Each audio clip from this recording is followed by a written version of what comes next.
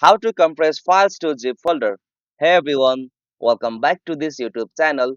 Today I will show you that how can you compress your files to zip folder. So let's get started. On this process, at first you'll have to just select the files or picture whom you want to make zip file. So in my case, on my desktop I have these four random files and pictures. So to compress on zip folder, I'll have to just create a new folder. So for that, right click on desktop. From your click on new and from your click folder. Alright, after you created a folder, you'll have to just move that files or picture on that folder. So for that, select that all folders and drag it to that new folder. Alright, after you move that files or picture on that folder, you'll have to just do right click on that folder.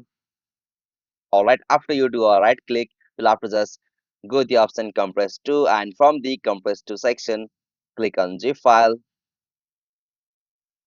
Alright, after you click on that, you'll be able to easily compress that folder on new zip folder. So from that way, you can easily access a new zip file folder of that file. So this is the easiest and simplest method to compress our files or media to zip folder.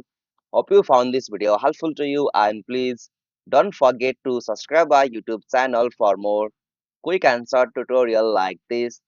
Thank you for watching this video. Have a nice day.